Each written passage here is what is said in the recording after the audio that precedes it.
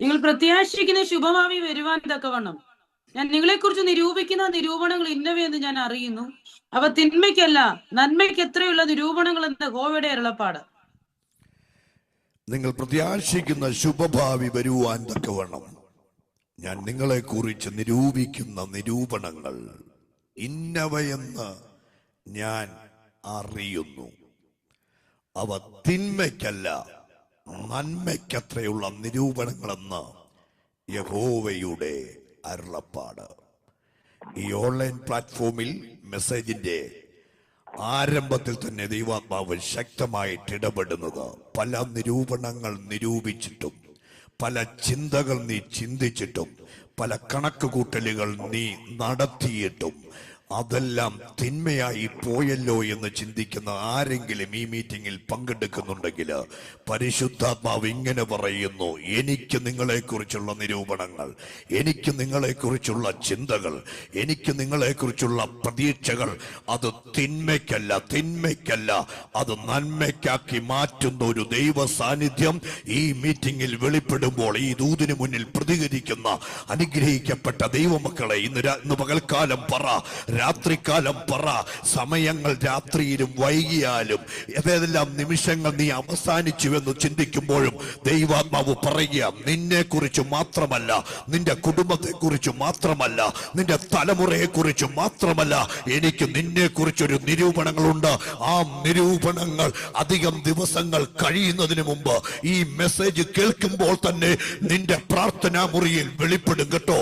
നിന്നെ ആരെല്ലാം പുറകോട്ട് വലിപ്പിക്കാൻ നോക്കിയാലും, ആരെല്ലാം നിന്നെ തളർത്താൻ നോക്കിയാലും, കുടുംബത്തിലുള്ളവരായിരിക്കാം, ശുശ്രൂഷയിൽ നിൽക്കുന്നവരായിരിക്കാം, എന്നാൽ ദൈവാത്മാവ് പറയുക: എനിക്കും നിന്നെ കുറിച്ച് ചില നിരൂപണങ്ങൾ ഉണ്ട്.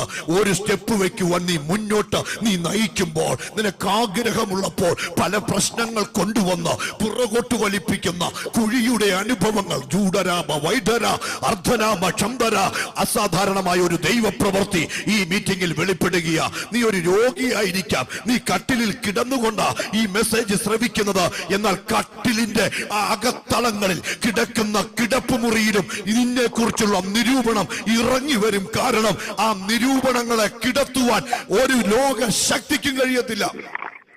മനസ്സിലാകുന്നുണ്ടോ? എന്റെ കുഞ്ഞെ, നീ മറഞ്ഞ ഈ മീറ്റിംഗിൽ പങ്കെടുക്കുന്നത്, വീഡിയോ നീ ഓഫാക്കിയ ഈ മീറ്റിംഗിൽ പങ്കെടുക്കുന്നത്, എന്നാൽ നീ എത്ര മറഞ്ഞിരുന്നാലും ദൈവത്തിന്റെ പദ്ധതികൾ അധികം നാളും മറഞ്ഞിരിക്കത്തില്ല കേട്ടോ. എന്റെ ദൈവം മറഞ്ഞിരുന്നാലും അവൻ വെളിപ്പെടും. ഇയ്യോബിന്റെ ജീവിതത്തിൽ കഷ്ടതയുടെയും നഷ്ടങ്ങളുടെയും പ്രശ്നങ്ങളുടെയും നടുവിൽ പലരും ചോദിച്ചു: നിന്റെ ദൈവം എവിടെ? ഇന്നലകളിൽ നിനക്കെല്ലാം ഉണ്ടായിരുന്നു, നിന്നെ കാണുന്നവർ എഴുന്നേറ്റിട്ടുണ്ട്, എന്നാൽ നീ ഇപ്പോൾ ആയിരിക്കുന്നത് ഒരു ഓട്ടും കഷണവും ചിരണ്ടിക്കൊണ്ടിരിക്കുക. എന്നാൽ ഇന്ന് പകൽക്കാലം ദൈവാത്മാവ് ശക്തമായിട്ട് ഇടപെടുന്നു. ഇന്നലകളിൽ ബഹുമാനം തന്നവർ ഇന്ന് നിന്റെ അവസ്ഥ കണ്ട് മാറി നിൽക്കുമ്പോൾ, നിനക്കെതിരെ അപവാദം പറയുമ്പോൾ, അതിന്റെ നടുവിൽ പറയുക: ഇന്ന് നിന്നെ കുറിച്ച് അപവാദം പറയുന്നവരുടെ മുന്നിൽ തല ഉയർത്തിക്കൊണ്ട് നിന്റെ നിരൂപണങ്ങള് അത് പൂർത്തീകരിക്കുമെന്ന്. മനസ്സിലാകുന്നുണ്ടോ എന്റെ കുഞ്ഞെ? ഈ മീറ്റിംഗിൽ നീ ഒരു അവിചാരിതമായിട്ടാ ഈ മീറ്റിംഗിൽ പങ്കെടുക്കുന്നത്, എന്നാൽ പരിശുദ്ധാത്മാവ് പറയുക: എന്റെ ദൈവം ഒരു നിരൂപണം നിന്നെ കുറിച്ച്, നിന്റെ തലമുറയെ കുറിച്ച്, നിന്റെ കുടുംബത്തെ കുറിച്ച് ദൈവം പ്ലാൻ ചെയ്തിട്ടുണ്ടെങ്കിൽ അത് എവിടെയെല്ലാം പോകണം, നിന്നെ ഏതെല്ലാം വഴിയിൽ കൂടെ കടത്തിവിടണമെന്ന് എന്റെ ദൈവത്തിന് പദ്ധതിയുണ്ട്. മനസ്സിലാകുന്നോ? എവിടെ ഏത് അപ്പന്റെ അമ്മയുടെയും മകനായിട്ടോ മകളായിട്ടോ ജനിക്കണമെന്നും, നീ ഏത് സ്കൂളിൽ പോകണമെന്നും, നിന്റെ കുഞ്ഞിനെ ഏത് സ്കൂളിൽ അഡ്മിഷൻ ലഭിക്കണമെന്നും, കല്യാണപ്രായമാകുമ്പോൾ നിന്റെ മകളെ ആരെ കൊണ്ട് വിവാഹം ചെയ്യിപ്പിക്കണമെന്നുള്ളതും മനസ്സിലാകുന്നുണ്ടോ? നിന്റെ തലമുറയ്ക്കോ നിനക്കോ എവിടെ ജോലി ലഭിക്കണമെന്നോ, നിന്റെ അവസാനം വരെ എവിടെയാകണമെന്നും, നിന്റെ അമ്മയുടെ ഉദരത്തിൽ നീ ഒരു പൊട്ടുപോലെ ഉരുവാകുന്നതിന് മുമ്പ് തന്നെ നിരൂപിച്ച ഒരു ദൈവത്തെയാ ഇന്ന് പകൽക്കാലം ഞാനും നിങ്ങളും സേവിക്കുന്നത്. 24 മണിക്കൂറും പ്രാർത്ഥനാ നിരതയായിരിക്കുന്ന മാതാവേ, പിതാവേ, നിന്റെ പ്രാർത്ഥനകൾ വൃഥാവാകത്തില്ല കേട്ടോ. നിന്റെ പ്രാർത്ഥനയെ നോക്കി കളിയാക്കിയവരുടെ മുന്നിൽ, നിന്റെ പ്രാർത്ഥനയെ നോക്കി ചിരിച്ച് തള്ളിയവരുടെ മുന്നിൽ നിന്നെ കുറിച്ചുള്ള നിരൂപണങ്ങൾ പുറത്തു വരും. അത് താമസിക്കത്തില്ല കേട്ടോ. കാത്തിരിപ്പുകൾ വെറുതെയല്ല കേട്ടോ. കാത്തിരുന്ന് പ്രാർത്ഥിക്കുന്നത് നിന്നെ രൂപപ്പെടുത്തിയെടുക്കുന്ന, നിർമ്മിച്ചെടുക്കുന്ന ഒരു ദൈവ സാന്നിധ്യമുണ്ട്. അങ്ങനെയുള്ളവർ ആമേൻ പറയട്ടെ, ആമേൻ പറയട്ടെ. ചിലതിന്റെ മടങ്ങി വരവനാണോ നീ പ്രാർത്ഥിക്കുന്നത്? ചിലതിന്റെ സ്വഭാവം മാറാൻ വേണ്ടിയാണോ നീ പ്രാർത്ഥിക്കുന്നത്? ചിലതിന്റെ അന്തരീക്ഷങ്ങൾ മാറാൻ വേണ്ടിയാണോ നീ പ്രാർത്ഥിക്കുന്നത്? പരിശുദ്ധാത്മാവ് ഇങ്ങനെ പറയുക, എനിക്കും നിങ്ങളെ കുറിച്ചുള്ള നിരൂപണങ്ങൾ ഇന്നവയെന്ന് എനിക്കുറപ്പുണ്ട്. മനസ്സിലാകുന്നുണ്ടോ? യേശു തന്നെ പറഞ്ഞ ഇന്ദിരാ സിസ്റ്ററെ, ഇന്ന് രാത്രിക്കാലം, ഇന്ന് പകൽക്കാലം ദൈവാത്മാവ് ശക്തമായിട്ട് ഇടപെടുക. പല നിരൂപണങ്ങൾ, നിന്റെ കണക്കുകൂട്ടലുകൾ തെറ്റിപ്പോയെന്ന് ലോകം പറയുന്നു, കൂടെയുള്ളവർ പറയുന്നു, നിന്നെ നോക്കി പലരും പറയുന്നു. എന്നാൽ ദൈവാത്മാവ് പറയുകയാണ്, എന്റെ ദൈവത്തിന് നിന്നെ കുറിച്ചൊരു നിരൂപണങ്ങൾ ഉണ്ടെങ്കിൽ ഇന്ന് തെറ്റിപ്പോയെന്ന് പറയുന്നവരുടെ തെറ്റിക്കൊണ്ട് പോയെന്ന് പറയുന്നവരുടെ നടുവില് ദൈവം വഴിയൊരുക്കുന്ന ഒരു ദൈവമാണ്. നമുക്ക് ഈ ഒരു ഭാഗത്തിലേക്ക് കടന്നു വരണമല്ലോ. നിങ്ങൾ പ്രത്യാശിക്കുന്ന ശുഭഭാവി വരുവാൻ തക്കവണ്ണം ഞാൻ നിങ്ങളെ കുറിച്ച് നിരൂപിക്കുന്ന നിരൂപണങ്ങൾ ഇന്നവയെന്ന് ഞാൻ അറിയുന്നു. ഈ ഞാൻ ആരാ? ഒരു സാധാരണ വ്യക്തിയാണോ? തെക്ക് വടക്ക് നടക്കുന്നവനാണോ? തെക്ക് വടക്ക് നടക്കുന്നവനാണോ? ഒരു മനുഷ്യനാണോ? ഞാൻ അറിയുന്നു എന്ന് പറഞ്ഞാൽ, നാം അറിയുന്നു എന്ന് പറയുമ്പോൾ, ഞാൻ അറിയുന്നു എന്ന് പറയുമ്പോൾ, ഞാനാകുന്നവൻ ഞാനാകട്ടോ. നിന്നെ കുറിച്ചുള്ള പദ്ധതി തയ്യാറാക്കുന്നവൻ ഒരു സാധാരണക്കാരനല്ല, അഖിലാണ്ടങ്ങളെ സൃഷ്ടിച്ചവൻ പറയുക, നിന്നെ കുറിച്ചുള്ള നിരൂപണങ്ങൾ ഇന്നവയെന്ന് ഞാൻ അറിയുന്നു എന്ന് പറയുമ്പോൾ, ഇസ്രായേൽ ജനം അടിമത്തത്തിൽ കിടക്കുമ്പോൾ, അടിമനുഖത്തിൽ കിടക്കുമ്പോൾ, അവരെ ഏത് ദിവസം ഏത് സമയത്ത് ഫറവോന്യ ശക്തികളിൽ നിന്ന് പുറത്തു കൊണ്ടുവന്ന് വാഗ്ദത്ത ദേശത്തിലേക്ക് നയിക്കണമെന്ന് പ്ലാൻ ചെയ്തവൻ പറയുക, അതിന് തടസ്സമായിട്ട് ഏതെല്ലാം മിസ്രൈമ്യ സൈന്യം എഴുന്നേറ്റാലും, ഏതെല്ലാം രാജാക്കന്മാർ എഴുന്നേറ്റാലും ഒരു ആർപ്പോടുകൂടെ പുറത്തു കൊണ്ടുവരുമെന്ന് ദൈവത്തിന് നിരൂപണമുണ്ടെങ്കിൽ, അവന്റെ ഡയറിയിൽ എഴുതിയിട്ടുണ്ടെങ്കിൽ, എവിടെയെല്ലാം നിന്നെ ഒതുക്കുവാൻ നോക്കിയാലും അടിമയാക്കുവാൻ നോക്കിയാലും ഒരു ഉലകശക്തിക്കും നിന്നെ തടയാൻ കഴിയത്തില്ല. ആരോടൊക്കെയോ ദൈവാത്മാവ് ശക്തമായിട്ട് ഇടപെടുകയാ. പല നിരൂപണങ്ങളും പല സാഹചര്യങ്ങളും ഇന്ന് നിന്നോട് പറയുന്നു, നിനക്ക് എഴുന്നേൽക്കാൻ കഴിയത്തില്ല, നിന്റെ കാലുകൾ മുന്നോട്ട് വയ്ക്കുവാൻ ദുഷ്ടപിശാച് അനുവദിക്കുന്നില്ലല്ലോ എന്ന് നീ ചിന്തിക്കുന്ന മേഖലകളിൽ ദൈവാത്മാവ് പറയുക, എന്റെ കുഞ്ഞെ, പ്രാർത്ഥിക്കുന്ന മാതാവേ, നിന്നെ കുറിച്ചും നിന്റെ കുടുംബത്തെ കുറിച്ചുമുള്ള നിരൂപണങ്ങളെ ഒതുക്കുവാൻ ഒരു ശക്തിക്കും കഴിയത്തില്ല. ഉറപ്പുണ്ടോ? രാത്രികാലം പറയണം, എന്നെ കുറിച്ചുള്ള നിരൂപണങ്ങൾ നിരൂപിക്കുന്ന ഒരു ദൈവം. തിന്മയ്ക്കല്ല കേട്ടോ. ടെംപ്റ്റേഷൻസ് കൊണ്ടുവരാം. ചില വിഷയങ്ങൾ താമസിക്കുമ്പോൾ, പ്രാർത്ഥിച്ചിട്ടും മറുപടി ഇല്ലാതെ ഇരിക്കുമ്പോൾ തളർന്നു പോകരുത്. കരയുന്ന കുഞ്ഞെ, അത് തിന്മയ്ക്കല്ല, അത് നന്മയ്ക്കാക്കി മാറ്റും. ഇന്ന് നിന്റെ കണ്ണുനീരുകൾ സ്വർഗത്തിന്റെ ശബ്ദമായി മാറാൻ പോകുക. നീ നിക്ഷേപിക്കുന്നത് ഒരു വലിയ ഡിപ്പോസിറ്റാ. ഓരോ കണ്ണുനീർ തുള്ളിയും സ്വർഗത്തിലെ അക്കൗണ്ടില് മില്യൺസ് വിലയുള്ള ഡിപ്പോസിറ്റ് ആയിട്ട് മാറാൻ പോകുക. രക്തത്താൽ ജയം. എനിക്കറിയാം, ഈ വാക്യത്തിൽ നിൽക്കുമ്പോൾ തന്നെ ദൈവാത്മാവ് ശക്തമായിട്ട് ചിലരെ നോക്കി പറയുക, ഒരു പദ്ധതി ദൈവം നിന്റെ ജീവിതത്തിൽ ചെയ്തിട്ടുണ്ട് കേട്ടോ. അവനൊരു പ്ലാൻ ചെയ്തിട്ടുണ്ടെങ്കിൽ, അതിന്റെ നിരൂപണങ്ങൾ നിന്നെ കുറിച്ച് ദൈവം ചെയ്തിട്ടുണ്ടെങ്കിൽ, അത് തിന്മയ്ക്കല്ല നന്മയ്ക്കാക്കി മാറ്റും. നമുക്കറിയാം, വിഷയത്തിലേക്ക് കടന്നു പറഞ്ഞല്ലോ. യിരെമ്യാ പ്രവചനം 29-ാം അധ്യായം നാം വായിക്കുമ്പോൾ 70 വർഷം പ്രവാസത്തിൽ അകപ്പെട്ടുപോയ ഇസ്രായേൽ ജനം, അവരുടെ ജീവിതത്തിലെ പ്രത്യാശകളെല്ലാം തകർന്നുപോയെന്ന് ലോകം വിധിച്ചു. സാഹചര്യങ്ങൾ പറഞ്ഞു, അന്തരീക്ഷങ്ങൾ പറഞ്ഞു, ചുറ്റുപാടുകൾ പറഞ്ഞു, ഇവിടം കൊണ്ട് നീ തകർന്നു പോയെന്ന്.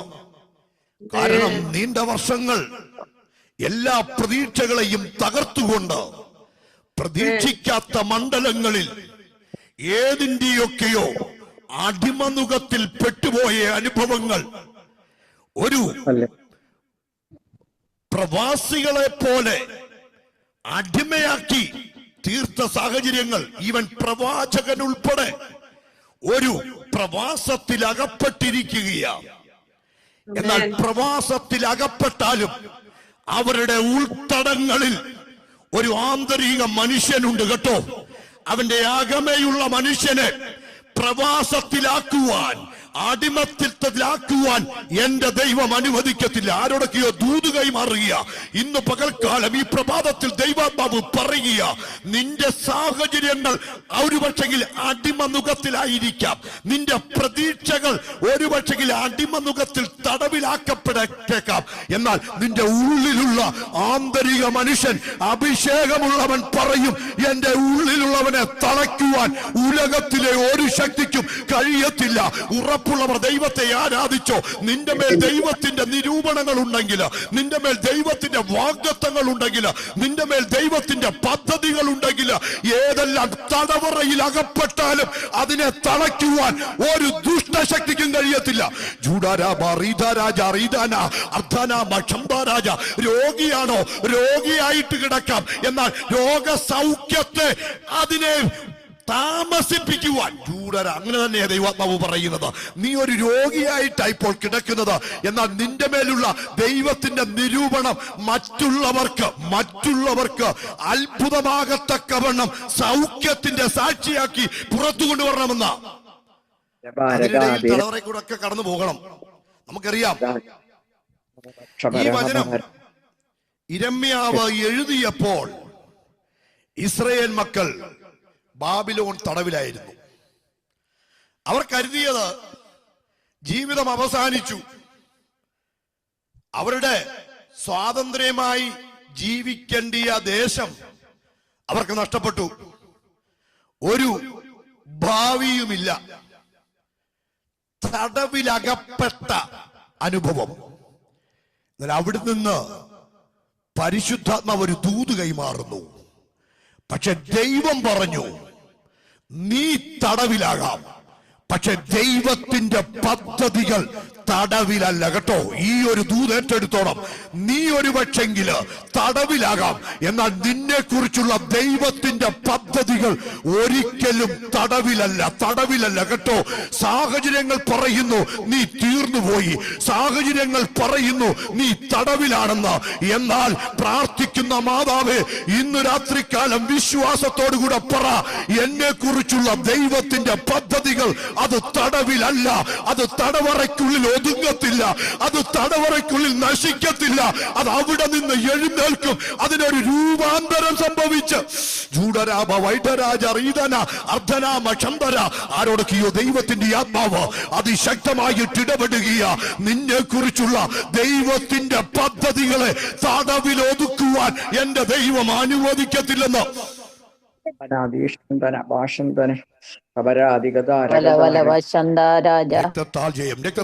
അല്പസമയം ദൈവത്തിന്റെ ജനം ദൈവത്തെ ആരാധിക്കുമ്പോൾ തന്നെ ഒരുപക്ഷെ നിങ്ങൾ അൺമ്യൂട്ട് ചെയ്തോ, നോ പ്രോബ്ലം. ഈ സൂം പ്ലാറ്റ്ഫോമുകളിലും കേട്ടോ അസാധാരണമായ വിടുതൽ നടക്കും. എന്റെ സന്ധ്യ സിസ്റ്ററെ ഇത്രയും കഷ്ടപ്പെടുന്നതൊക്കെ വെറുതെയല്ല. സൂമിൽ അറേഞ്ച് ചെയ്യുമ്പോൾ ഇതിൽ കേറുന്നവർക്ക് വിടുതലാകണം. 24/7 എന്ന് പറഞ്ഞ് ഫ്ലെയർ ചെയ്യുന്ന അനുഭവമല്ല. ചിലർ പറയണം, ഈ പ്രാർത്ഥന എന്റെ തടവറയുടെ അനുഭവത്തെ മാറ്റിയെന്ന്. ചെയ്യുന്ന ഈ പ്രാർത്ഥന എന്റെ കുടുംബത്തിന്റെ തടവറയുടെ അവസ്ഥയെ മാറ്റിയെന്ന്, എന്റെ കുഞ്ഞുങ്ങളുടെ തടവറയുടെ അവസ്ഥയെ മാറ്റിയെന്ന് ഈ അപ്പർ പ്രയർ ഫോം പറയണം. മനുഷ്യരെ കാണിക്കാനാണോ ഈ സൂം ഉണ്ടാക്കിയിരിക്കുന്നത്? 24 മണിക്കൂറും ഇരുന്ന് പ്രാർത്ഥിക്കുന്നത് മനുഷ്യരെ കാണിക്കാനാണോ? ഞങ്ങളൊക്കെ ഇങ്ങനെയൊക്കെ ചെയ്യുന്നു? നോ, അവിടെ നിന്ന് പറയണം, തടവറയുടെ അനുഭവത്തിൽ കൂടെ കടന്നു പോകുന്ന അനേകരെ തടവറയിൽ നിന്ന് പുറത്തു കൊണ്ടുവരുവാൻ അവരുടെ മേലുള്ള ദൈവത്തിന്റെ പദ്ധതികൾ ദിവസങ്ങൾ കഴിയുന്നതിന് മുമ്പ്, ഈ മെസ്സേജ് അവസാനിക്കുന്നതിന് മുമ്പ് തന്നെ അവരുടെ പദ്ധതികൾ പുറത്തു വരണം. പറഞ്ഞു പോയാൽ നീണ്ടുപോകും. അതുകൊണ്ട് എനിക്കറിയാം ഇവിടെ കറക്റ്റ് സമയത്ത് നിർത്തേണ്ടതാ. അതുകൊണ്ട് ഞാൻ കറക്റ്റ് ടൈമിൽ തന്നെ നിർത്തും. എനിക്ക് 1 മണിക്കൂറാണ് കിട്ടിയത്, പക്ഷേ 20 മിനിറ്റ് ശേഷം എനിക്ക് ലഭിച്ചത്. അതുകൊണ്ട് 40 മിനിറ്റ് കൊണ്ട് തന്നെ ഞാൻ നിർത്തും, പേടിക്കണ്ട.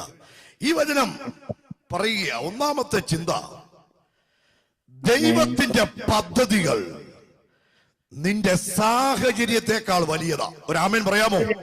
എന്നെ കുറിച്ചുള്ള ദൈവത്തിന്റെ നിരൂപണങ്ങൾ, എന്നെ കുറിച്ചുള്ള ദൈവത്തിന്റെ പദ്ധതികൾ എന്റെ സാഹചര്യത്തെക്കാൾ വലിയതാ കേട്ടോ. എന്നെ വെല്ലുവിളിക്കുന്നവരുടെ സാഹചര്യമാ നീ ഇപ്പോൾ കാണുന്നത്.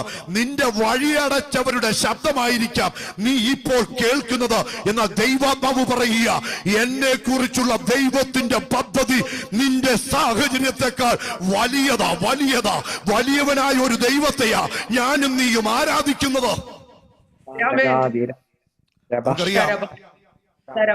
സുപരിചിതമായ ഞാൻ എന്റെ പ്രസംഗ വിഷയത്തിൽ ഏറ്റവും കൂടുതൽ എക്സാമ്പിൾ ആയിട്ട് മറ്റുള്ളവരുടെ മുന്നിൽ വരച്ചു കാണിക്കുന്ന, ചിത്രീകരിക്കുന്ന ബൈബിളിലെ കഥാപാത്രമായ യോസഫ് അനുഭവിച്ചത്, അവന്റെ ജീവിതത്തെ വരിഞ്ഞു മുറുക്കിയത്, അവന്റെ ജീവിതത്തിൽ ശത്രുവിന് പറയാൻ അവസരം ലഭിച്ചത് കിണറുകളാണ്, അടിമത്തങ്ങളാണ്, തെറ്റായ കുറ്റം ചുമത്തലുകൾ, ജയിലിൽ അടയ്ക്കപ്പെട്ട അനുഭവം. ശത്രുവിന് ഇതിക്കുള്ള എന്തു പറയണം? എടാ സ്വപ്നക്കാരാ, നീ രാജാവാകുമെന്നോ, നീ ഞങ്ങളുടെ ഇടയിൽ വലിയവനാകുമെന്നോ, നീ ഭരിക്കുമെന്നോ, എന്തിയടാ നിന്റെ സ്വപ്നം, എന്തിയടാ നിന്റെ ദർശനം, എന്തിയടാ നിന്റെ ദൈവം?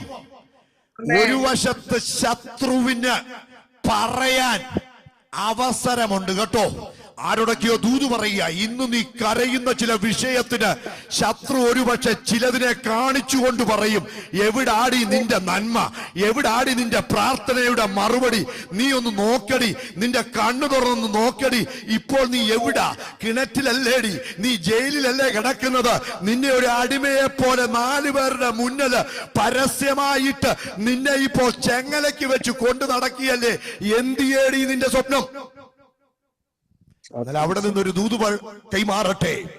യോസഫ് അനുഭവിച്ചത് കിണറും അടിമത്തവും തെറ്റായ കുറ്റങ്ങളും ജയിലിന്റെ അവസ്ഥകളാണെങ്കിലും ജയിലുകൾക്ക് ജോസഫിനെ കുറിച്ചുള്ള ദൈവത്തിന്റെ നിരൂപണങ്ങളെ തടയാൻ കഴിഞ്ഞില്ല കേട്ടോ.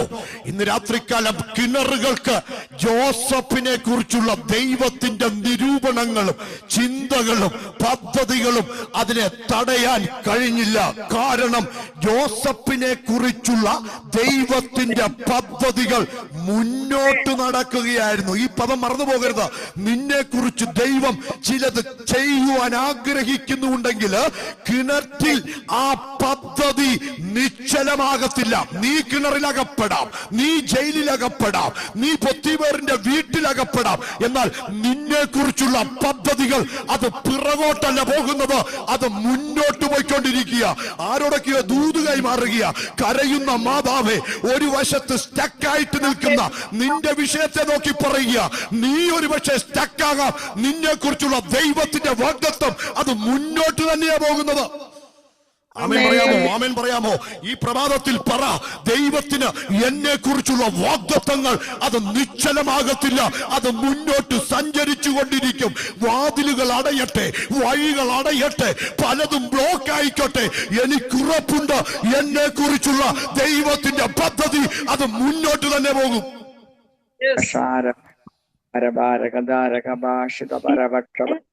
ഒരു ശുഭഭാവി വരുവാൻ തക്കവണ്ണം എനിക്ക് നിങ്ങളെ കുറിച്ചുള്ള നിരൂപണങ്ങൾ ഇന്നത് എന്ന് എനിക്കറിയാം.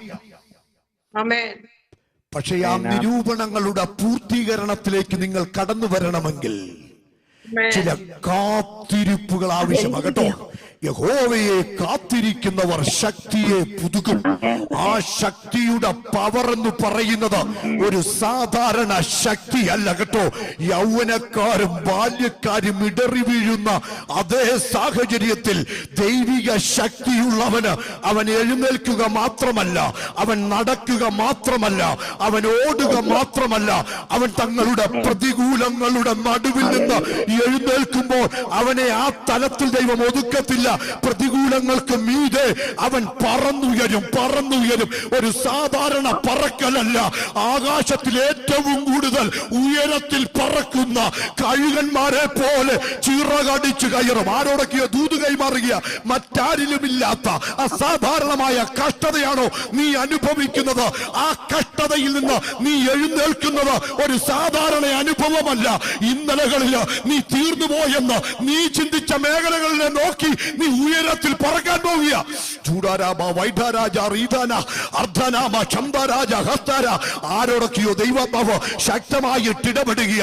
ഇന്ന് നിന്നെ സ്റ്റക്ക് ചെയ്ത് നിശ്ചലമാക്കിയിരിക്കുന്ന പ്രശ്നങ്ങളിൽ ഒതുങ്ങുന്നവളായിട്ടല്ല, പ്രശ്നങ്ങളുടെ മീതെ നിന്നെ പറപ്പിക്കത്തക്കവണ്ണം ഉയരത്തിൽ പറക്കുവാൻ തക്കവണ്ണമുള്ള ശക്തിയാ ദൈവം നൽകുന്നത്. മനസ്സിലാകുന്നു? കാത്തിരിപ്പുകൾ ദൈവത്തിന്റെ പ്രോസസ്സാണ്. ജീവിതത്തിൽ അനുഭവിക്കുന്ന കാത്തിരിപ്പുകൾ ദൈവത്തിന്റെ പ്രോസസ്സാണ്.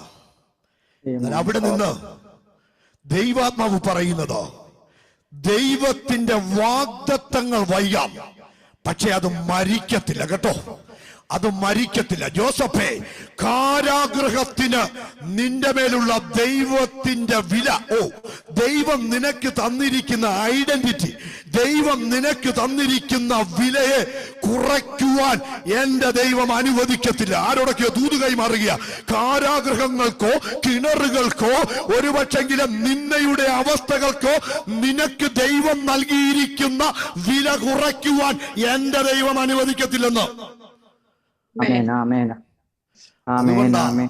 പ്രാർത്ഥിക്കുന്നവരെ കാണുമ്പോൾ ജൽദി പറയും, നീ എത്ര നാളായിട്ട് എന്ത് നേടിയടി?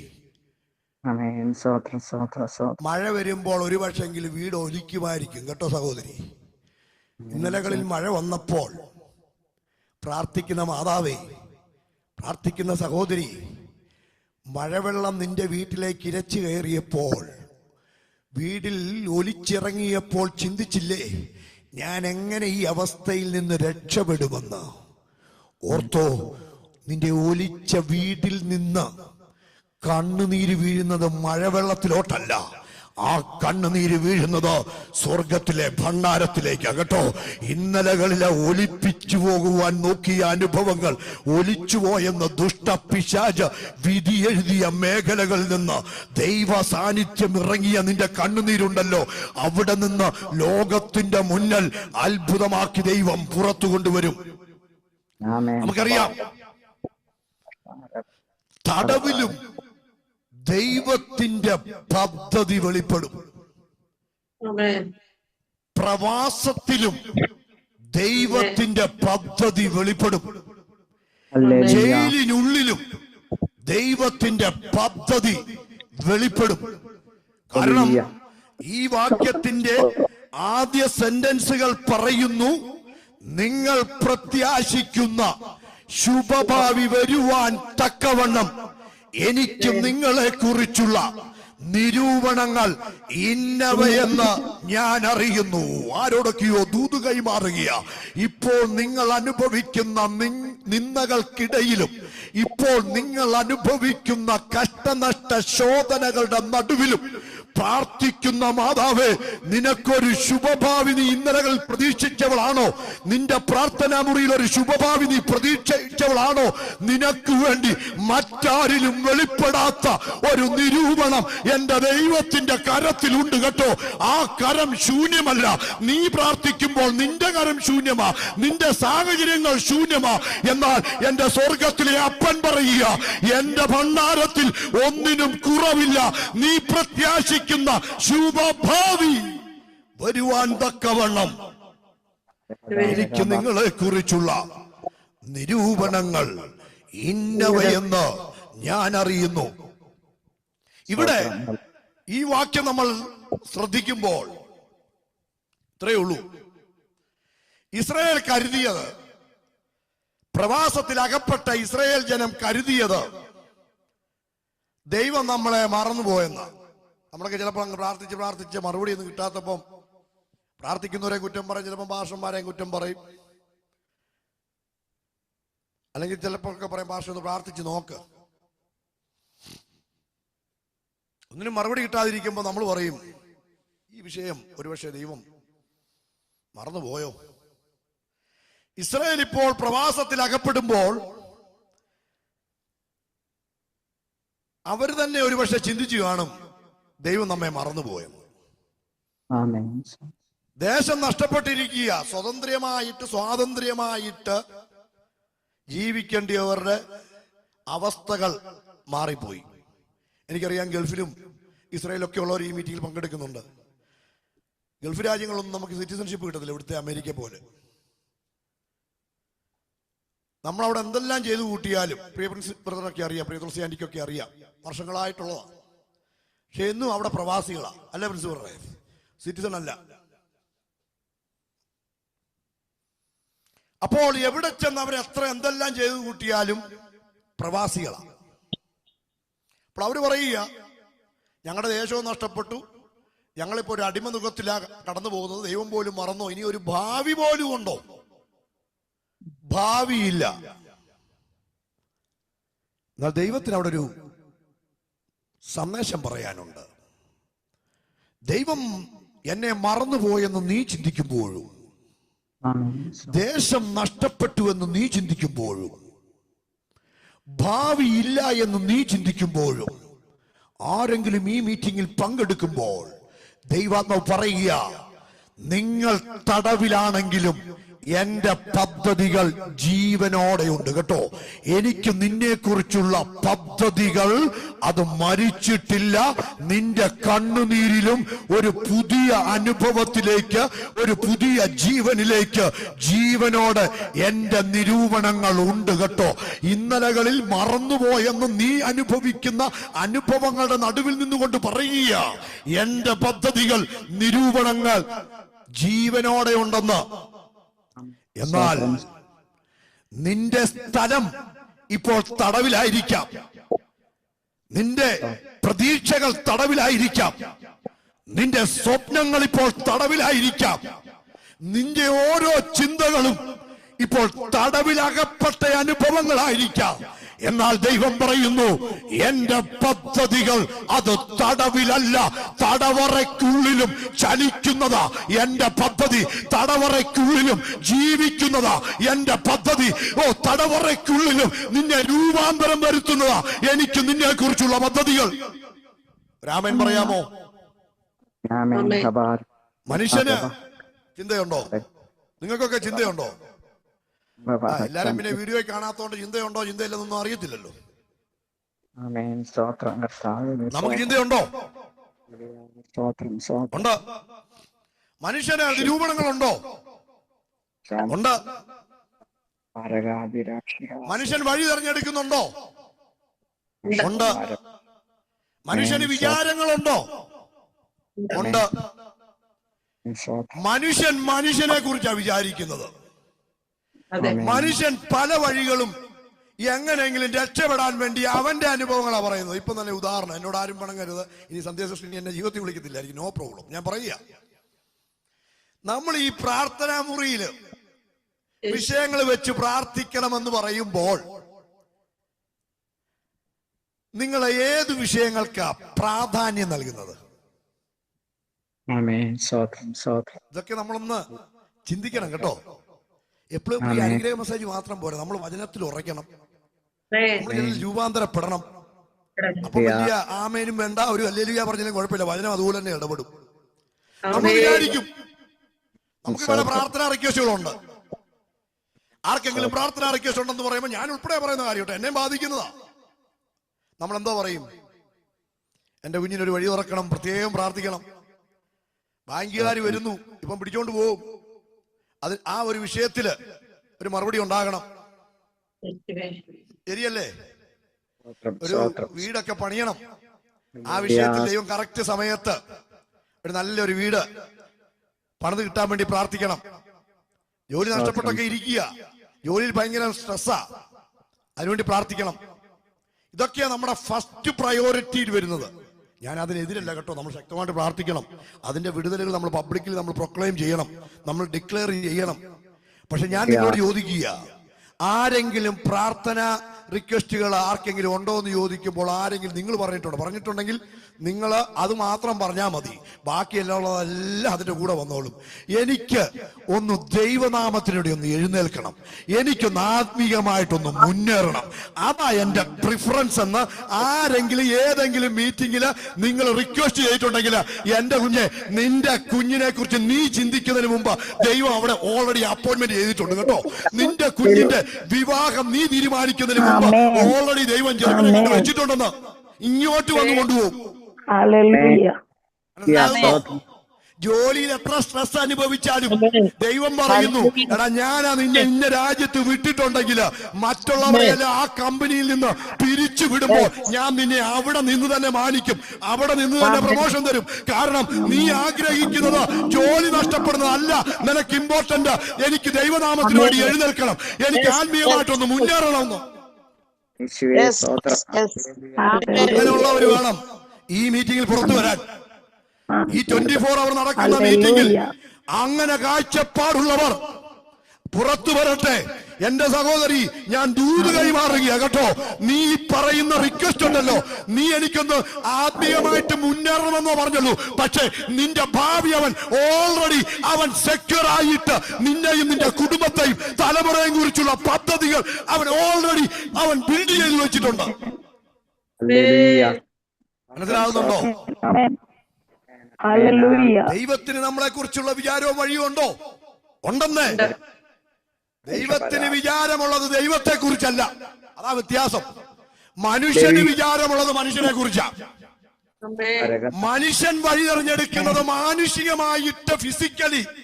ഇപ്പൊ ഇഷ്ടംപോലെ ഇൻസ്റ്റന്റ് ബ്ലെസ്സിങ് മെസ്സേജുകൾ കേട്ടല്ലേ, എത്രയോ കമന്റുകളാ. നിങ്ങൾ യൂട്യൂബിലൊക്കെ നോക്കിയാൽ മതി, ഓരോ ബ്ലെസ്സിങ് മെസ്സേജുകളാ. ഞാൻ നിന്നെ അനുഗ്രഹിക്കും, വാലല്ല തലയാക്കുമെന്ന് പറയുമ്പോഴത്തേന് എത്രയെല്ലാം ഹല്ലേലൂയ ആമേനാ പറയുന്നത്. പക്ഷെ ഒരു ഉപദേശ മെസ്സേജ് കേട്ടപ്പോൾ ചിലപ്പോ ആ പ്രസംഗിക്കുന്ന ഭാഷ കൂടെ കുറ്റം പറഞ്ഞിട്ട് ഇറങ്ങി പോകുന്നത്. ശരിയാണോ? ഇയാളെ എവിടുന്ന് കിട്ടി? ഇതൊക്കെ എവിടുന്ന് വരുന്നതാ?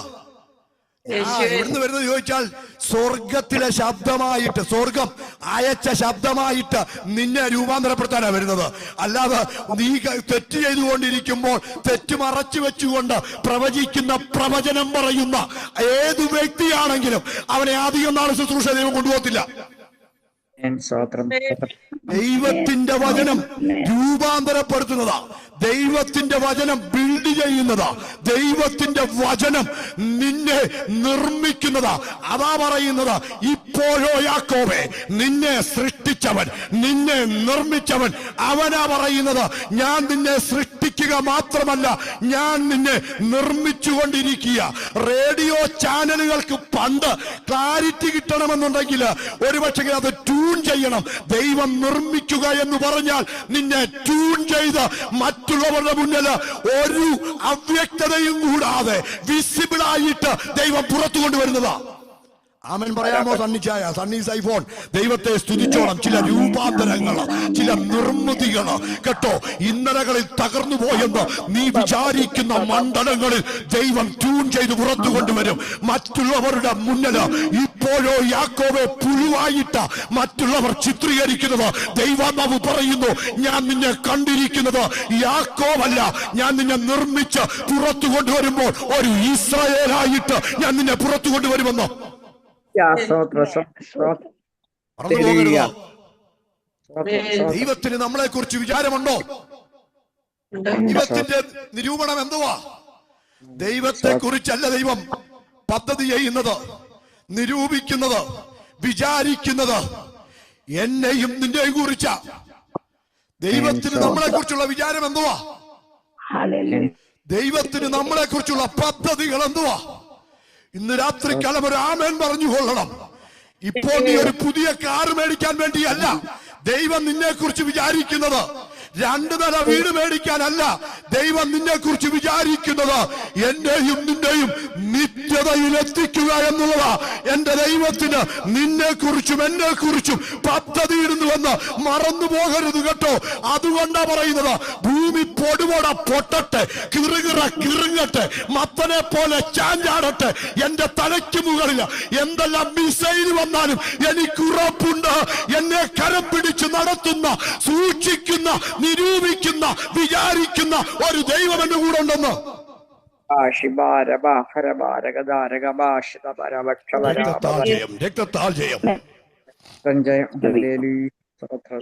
ഈ വാക്യത്തിൽ നിന്ന് അടുത്തൊരു ചിന്ത വരുന്നു, ദൈവാത്മാവ് എനിക്ക് തന്നതാ. മനുഷ്യർ കാണുന്നത് പ്രശ്നമാണ്, ദൈവം കാണുന്നത് പദ്ധതിയാണ്. നീ ഇപ്പോൾ പ്രശ്നം കാണുമ്പോൾ എന്റെ ദൈവം നിന്നെ കുറിച്ച് ചില പദ്ധതികൾ കണ്ടോണ്ടിരിക്കുക കേട്ടോ. നിന്റെ പ്രാർത്ഥനാ മുറിയിൽ നീ ഒറ്റയ്ക്കിരിക്കുമ്പോൾ നിന്നെ അലട്ടുന്ന പ്രശ്നങ്ങളാ നീ കാണുന്നത്. എന്നാൽ നിന്റെ പ്രാർത്ഥനയിൽ ദൈവം ഇടപെടുമ്പോൾ, ദൈവിക പദ്ധതികൾ വെളിപ്പെടുമ്പോൾ അവൻ കാണുന്നത് പ്രശ്നത്തെയല്ല, നിന്നെ രൂപപ്പെടുത്തി പുറത്തു കൊണ്ടുവരുന്ന ചില പദ്ധതികൾ ദൈവം ഒരുക്കിയിട്ടുണ്ടെന്ന്.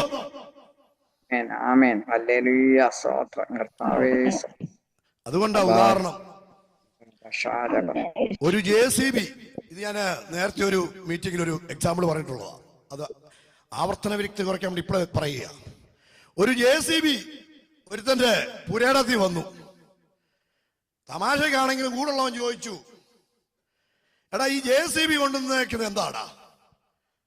തമാശയ്ക്ക് മറുപടി കൊടുത്തു, ഒരു കോഴിക്കൂട് പണിയാനാണ്.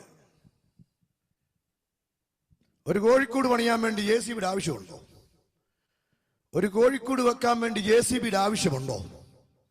പറമ്പിൽ ഒരു കോഴിക്കൂട് വെക്കണമെന്നുണ്ടെങ്കിൽ JCB കൊണ്ടുവരണോ?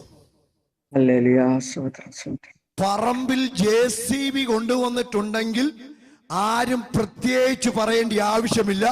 ചില ഇടിച്ചിലുകൾ, നിരപ്പുകൾ നടത്തിയിട്ട് വലിയൊരു ബിൽഡിങ്, എന്തോ വലിയൊരു പ്രൊജക്ട് അവിടെ നിന്ന് ഉയരാൻ പോവുക. ദൈവാത്മാവ് ശക്തമായിട്ട് ഇടപെടുക. ഇന്ന് നിന്റെ തകർച്ചയുടെ നഷ്ടങ്ങളുടെ കല്ലുകളെ ഇടിച്ചു മാറ്റി ഇന്ന് രാത്രിക്കാലം ദൈവാത്മാവ് പറയുക, നിന്നെ കുറിച്ചുള്ള ദൈവത്തിന്റെ പദ്ധതി വലിയൊരു പ്രൊജക്റ്റാ കേട്ടോ. അതിന് മുന്നിൽ ചില തകർച്ചകളാ, ഇടിച്ചിലുകളാ നീ അനുഭവിക്കേണ്ടി വരും, ഫേസ് ചെയ്യേണ്ടി വരും. എന്നാൽ അവിടെ കൊണ്ട് ഒതുങ്ങുന്നതല്ല, മറ്റുള്ളവരുടെ മുന്നിൽ തല ഉയർത്തി നിൽക്കത്തക്കവണ്ണം ഒരു വലിയ പ്രൊജക്ട് ദൈവം നിനക്ക് വേണ്ടി, ദൈവം എന്റെ സ്വർഗത്തിലെ അപ്പൻ കരുതിയിട്ടുണ്ട്. പലരും കളിയാക്കും, ഇതെന്താന്ന് ചോദിക്കും. എന്നാൽ നീ പറയണം, ഇന്നത്തെ എന്റെ ഇടിച്ചിലുകളാ ഈ ഒരു സംഭവത്തിൽ, ഈ ഒരു സാഹചര്യത്തിൽ ദൈവം എന്നെ എത്തിച്ചിരിക്കുന്നത്.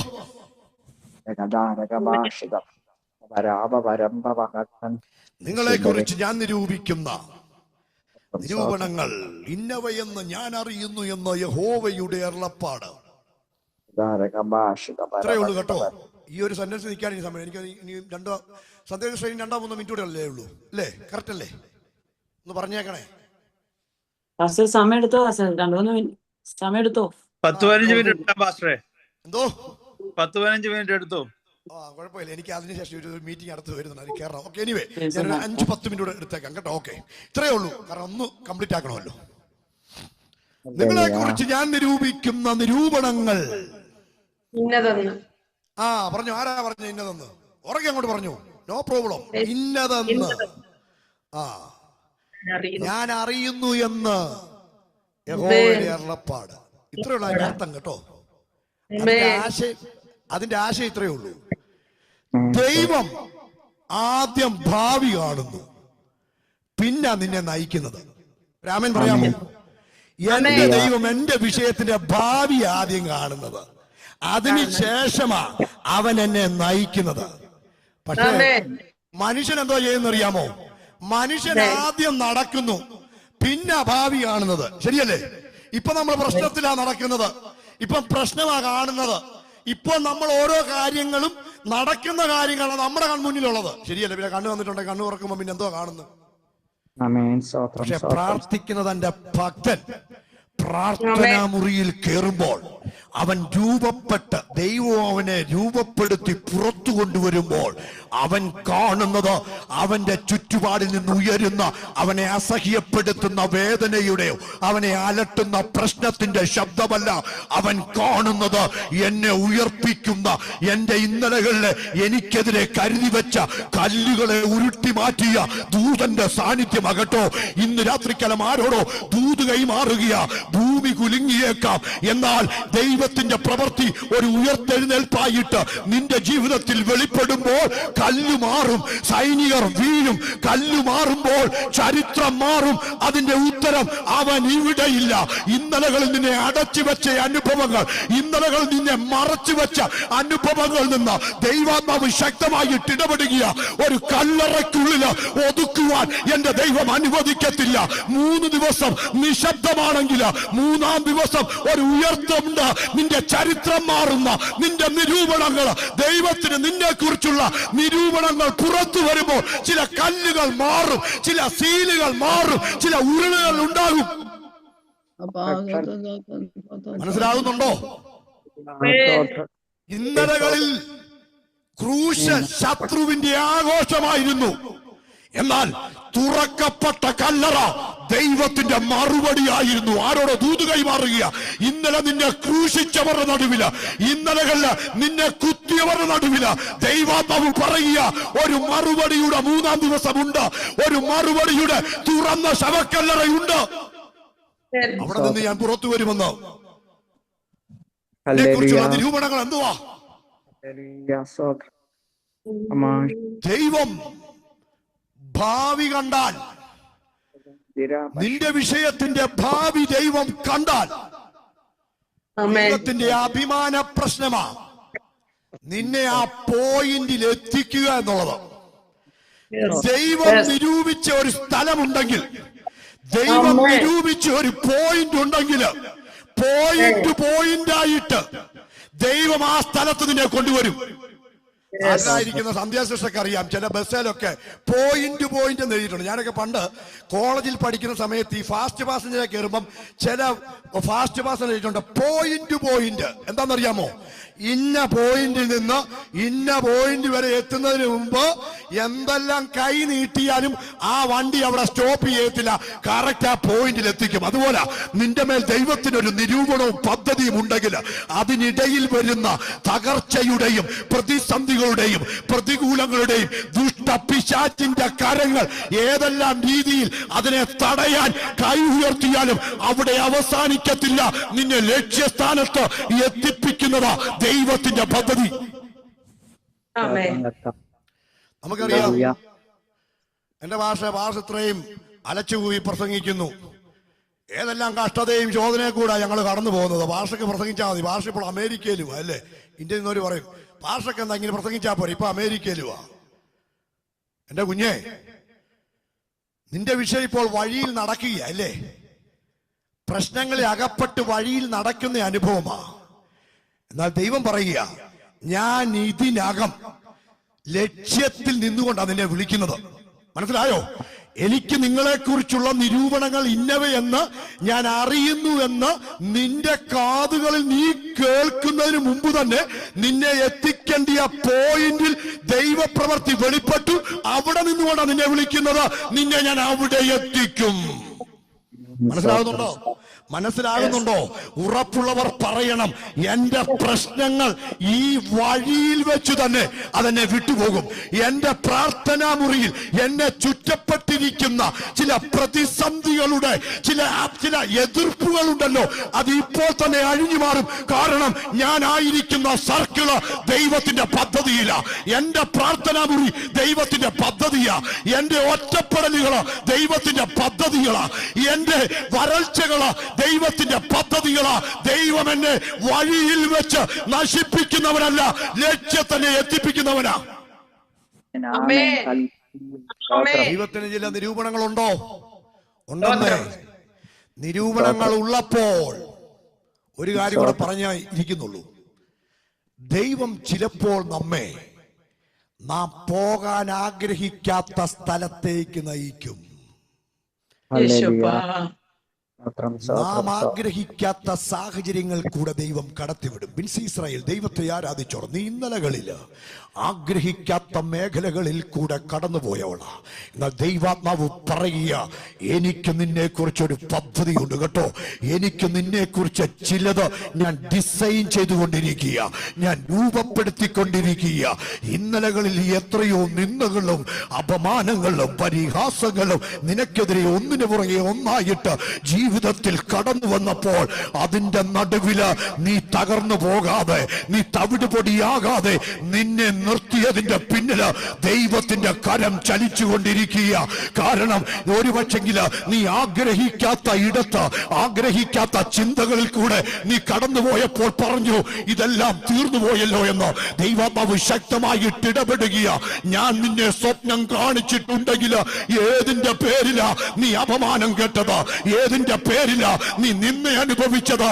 എന്റെ കാഴ്ചപ്പാട് കിണറല്ല, എന്റെ കാഴ്ചപ്പാട് ജയിലല്ല, എന്റെ കാഴ്ചപ്പാട് അടിമത്തമല്ല, ഒരു കൊട്ടാരമാണ് എന്റെ കാഴ്ചപ്പാടിൽ ഞാൻ ഒരുക്കി വെച്ചിരിക്കുന്നത്. ജോസഫിനെ കൊണ്ട് തന്നെ എനിക്ക് പറഞ്ഞ് നിർത്തുവാൻ സമയമുള്ളല്ലോ. ജോസഫ് യഥാർത്ഥത്തിൽ സ്വപ്നം കണ്ടപ്പോൾ രാജാവാകാൻ അവൻ സ്വപ്നം കണ്ടു. പക്ഷെ ദൈവം ആദ്യം അവനെ കുഴിയിലും അടിമത്തത്തിലും ജയിലിലും പല അവസ്ഥയിലേക്ക് നയിച്ചു.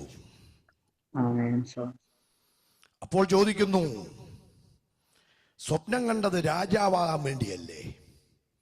സ്വപ്നം കണ്ടത് മറ്റുള്ളവർ, അപ്പനും അമ്മയും സഹോദരങ്ങളും എല്ലാം എന്റെ മുന്നിൽ മുട്ടുമടക്കുന്നതല്ലേ ഞാൻ സ്വപ്നം കണ്ടത്? ഞാൻ എന്റെ പ്രാർത്ഥനാ മുറിയിൽ കണ്ട കാഴ്ച ശരിയാണോ?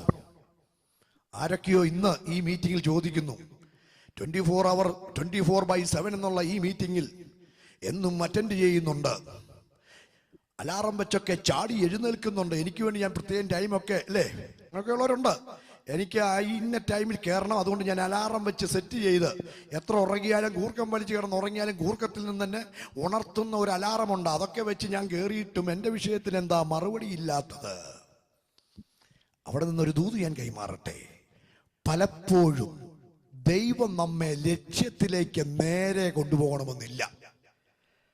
ദൈവത്തിന് യോസഫിനെ കാരാഗൃഹത്തിൽ നിന്ന് കൊട്ടാരത്തിൽ എത്തിക്കണമെങ്കിൽ കുഴിയുടെ ആവശ്യമുണ്ടോ? കാരാഗൃഹത്തിന്റെ ആവശ്യമുണ്ടോ?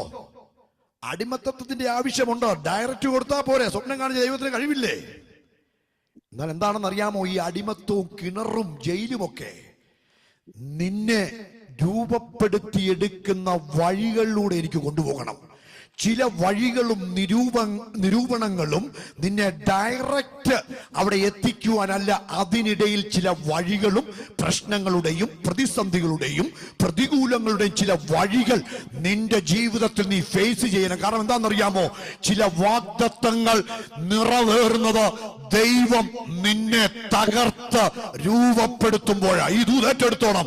ചില വാഗ്ദത്തങ്ങൾ നിന്നെ കുറിച്ച്, നിന്റെ കുടുംബത്തെ കുറിച്ച്, നിന്റെ ശുശ്രൂഷയെ കുറിച്ച്, ദൈവം ചിലത് വാഗ്ദത്തങ്ങൾ നിറവേറ്റുന്നത് നിന്നെ ഒരു വശത്ത് തകർക്കണം.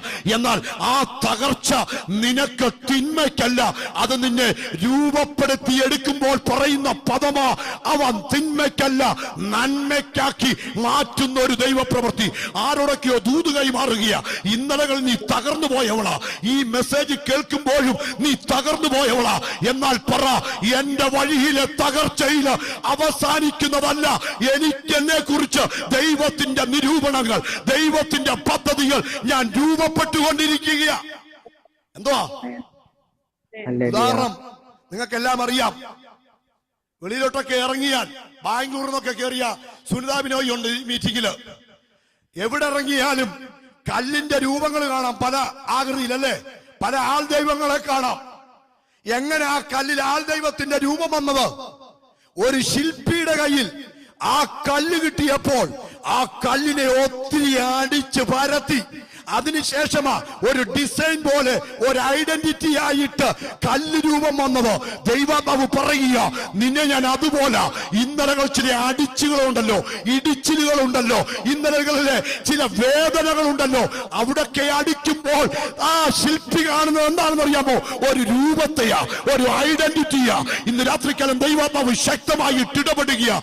നിന്റെ കഷ്ടത അത് തകർച്ചയ്ക്കല്ല, നിന്റെ നഷ്ടങ്ങൾ അത് തകർച്ചയ്ക്കല്ല. അവിടെ നിന്ന് ഒരു ഡിസൈൻ ഞാൻ ചെയ്തുകൊണ്ടിരിക്കുക, ഒരു രൂപം വരുത്തിക്കൊണ്ടിരിക്കുക. കാരണം മറ്റുള്ളവർ നാളെ നിന്നെ കാണുമ്പോൾ കല്ലായിട്ടല്ല കാണുന്നത്, ഒരു രൂപമായിട്ടാ. മനസ്സിലാകുന്നുണ്ടോ? മനസ്സിലാകുന്നവർക്കായി ഞാൻ ദൈവത്തെ സ്തുതിക്കുന്നു. ഇന്ന് ദൈവത്തിന്റെ അടികൾ നശിപ്പിക്കാനല്ല, രൂപപ്പെടുത്താനാണ് കേട്ടോ. 2 മിനിറ്റൂടെ ഞാൻ എടുക്കുക. ദൈവത്തിന്റെ അവസാന അധ്യായം എന്തുവാ? നിങ്ങൾ ചോദിക്കും ദൈവത്തിന് അവസാന അധ്യായം ഉണ്ടോ എന്നല്ലേ? ഈ വചനത്തിന് മുന്നേ ഞാൻ പറയട്ടെ, ദൈവത്തിന്റെ അവസാന അധ്യായം എന്ന് പറയുന്നത് നിന്റെ അത്ഭുതമാണ്. മനസ്സിലാകുന്നോ? ദൈവത്തിന്റെ കഥ ക്രൂശിൽ അവസാനിക്കുന്നില്ല, കല്ലറയിൽ അവസാനിക്കുന്നില്ല, അത് പുനരുത്ഥാനത്തിൽ അവസാനിക്കുന്നത് കേട്ടോ. ക്രൂശിൽ അവസാനിച്ചിട്ടില്ലെങ്കിൽ, കല്ലറകളിൽ അവസാനിച്ചിട്ടില്ലെങ്കിൽ, പുനരുത്ഥാനത്തിലും അവസാനിക്കുന്നില്ല. ഒരു പുനരുത്ഥാനമുണ്ടെങ്കിൽ ഒരു നിത്യതയുണ്ട്. ഒരു നിത്യതയുണ്ടെങ്കിൽ കാന്തനുമായി യുഗായുഗം വാഴുവാനുള്ള ആ വാസസ്ഥലമുണ്ട്. അങ്ങനെയെങ്കിൽ പറ, എന്നെ കുറിച്ചുള്ള ദൈവത്തിന്റെ വിചാരമെന്ന് പറയുന്നത് നിത്യതയാണ്. ഈ പദ്ധതി നിരൂപണങ്ങൾ, പദ്ധതി ഒരു വാഗ്ദത്തം മാത്രമല്ല, അതൊരു മറഞ്ഞ കലണ്ടറാണ് കേട്ടോ. ദൈവം പ്ലാൻ എന്ന് പറയുന്നത് ഒരു ജനറൽ ബ്ലെസ്സിംഗ് ലിസ്റ്റ് അല്ല, അത് അനുഗ്രഹത്തിന്റെ ലിസ്റ്റ് അല്ല, അത് ദൈവത്തിന്റെ സമയക്രമമാകട്ടോ. അതൊരു ഡിവൈൻ ടൈം ടേബിളാ. ദൈവത്തിന് നിന്നെ കുറിച്ചുള്ള നിരൂപണങ്ങൾ എന്ന് പറയുന്നത്, നീ ഇപ്പോൾ കുഴപ്പത്തിലായാലും ദൈവത്തിന്റെ പ്ലാന് നിന്റെ പെയിനെ പോലും അഥവാ വേദനയെ പോലും ഷെഡ്യൂൾ ചെയ്ത് വെച്ചിട്ടുണ്ട് കേട്ടോ. ഇന്ന് രാത്രികാലം പറ, ദൈവത്തിന്റെ പദ്ധതി എന്റെ വേദന പോലും ഷെഡ്യൂൾ ചെയ്ത് വെച്ചിട്ടുണ്ട് കേട്ടോ. നീ അനുഭവിക്കുന്ന ആ വേദനയുണ്ടല്ലോ, അവന്റെ ലിസ്റ്റിൽ ഷെഡ്യൂൾ ചെയ്തിട്ടുണ്ട്. ഞാൻ നിങ്ങളെ കുറിച്ചുള്ള നിരൂപിക്കുന്ന നിരൂപണങ്ങൾ ഇന്നവയെന്ന് അറിയുന്നു എന്ന് ദൈവം ശക്തമായിട്ട് പറയുമ്പോൾ ഇവിടെ ഒരർത്ഥം കൂടെ പറയുക, മനുഷ്യൻ മറന്നാലും ഞാൻ നിന്നെ മറക്കത്തില്ല. ഈ വചനം പറയുമ്പോൾ യിരെമ്യാവ് ഈ പറയുന്ന സമയത്തും ഒരു പ്രവാസത്തിൽ അകപ്പെട്ടിരിക്കുക. ദൈവ പൈതലേ, യിരെമ്യാ പ്രവാചകൻ അതിശക്തമായിട്ട് ദൂത് വിളിച്ചു പറയുമ്പോൾ അവന്റെ തടവറയിലും ദൈവ സാന്നിധ്യം ഇടപെടും. ദൈവത്തിന്റെ പദ്ധതികളെ പൊളിക്കുവാൻ ഏതെല്ലാം സൈന്യം എഴുന്നേറ്റാലും, നീ ഇന്നലകളിൽ ഉണങ്ങിയ അസ്ഥിയെന്നും ജീവനില്ലാത്ത ഉണങ്ങിയ അസ്ഥികളെന്നും ഏറ്റവും ഉണങ്ങിയതൊന്നൊക്കെ അന്തരീക്ഷങ്ങൾ ലോകം കൊണ്ടുവരും. എന്നാൽ ദൈവത്തിന്റെ പദ്ധതി നിന്റെ ജീവിതത്തിൽ വെളിപ്പെടുമ്പോൾ ഇന്നലകളിലെ ഉണങ്ങിയ താഴ്വരയെ നല്ല നിന്റെ ഐഡന്റിറ്റി കണ്ട് ദൈവം പുറത്തു കൊണ്ടുവരുന്നത് ഉണങ്ങിയതിനെ സൈന്യമാക്കി ചലിക്കുന്ന ഒരു അംഗവൈകല്യം കൂടാത്ത സൈന്യമായിട്ടാ ദൈവം പുറത്തു കൊണ്ടുവരുന്നത്. എങ്ങനെയാ പ്രിയമുള്ളവരെ സോൾജിയർ അല്ലെങ്കിൽ പട്ടാളക്കാരെ ഗവൺമെന്റ് എടുക്കുന്നത്? അംഗവൈകല്യമുള്ളവരെ എടുക്കുമോ? നോ. അംഗവൈകല്യം തീർത്ത പട്ടാളക്കാരായിട്ടാ പുറത്തു വരുന്നത്. എത്ര പേർക്ക് ദൂത് മനസ്സിലാക്കി? ഇന്നലകളിൽ നിന്റെ ഉണങ്ങിയ അവസ്ഥകളുടെ മേൽ ദൈവത്തിന്റെ നിരൂപണങ്ങൾ പൂർത്തീകരിക്കുമ്പോൾ നീ ഒരു സാധാരണ പൗരനല്ല. ആർക്കും ഒരു കുറ്റവും കാണാത്ത രീതിയിൽ കുറവ് തീർത്ത ഒരു സൈന്യമായിട്ട് ദൈവം പുറത്തു കൊണ്ടുവരും. ഇന്ന് രാത്രിക്കാലം ഈ ദൂതിന് മുന്നിൽ ഏറ്റെടുത്ത് ദൂതിന് മുന്നിൽ പ്രതികരിച്ചോ. എന്റെ വിഷയങ്ങൾക്കിടെ മറുപടികൾ ഒരു സൈന്യമായി എഴുന്നേൽക്കാൻ പോകുക. മറ്റുള്ളവരുടെ മുന്നിൽ ഒരംഗവൈകല്യവും കൂടാതെ ദൈവം എനിക്ക് മറുപടി തരും. മറ്റുള്ളവർക്ക് ചാൻസ് കൊടുക്കാതെ, പറയിപ്പിക്കുവാൻ അവസരം കൊടുക്കാതെ ദൈവം എന്റെ വിഷയങ്ങൾക്ക് അവൻ മറുപടി തന്നിരിക്കുന്നു. ആ കർത്താവിന്റെ കരങ്ങളിലേക്ക് നമ്മെ തന്നെ ഏൽപ്പിക്കാം. ഈ വചനം ദൈവമേ സഹായിക്കുമാറാകട്ടെ. ഇങ്ങനെ ഒരു അവസരം ഒരുക്കി തന്ന പ്രിയ സന്ധ്യ സിസ്റ്ററോടും ഈ ടീമിനോടും ഹൃദയം നിറഞ്ഞ നന്ദി അറിയിച്ചുകൊണ്ട് ഞാൻ എന്റെ വാക്കുകൾക്ക് നാമം കുറിക്കുന്നു. God bless you all. Maranatha നമ്മുടെ കർത്താവ് വരാറായി. Thank you. ആമേൻ.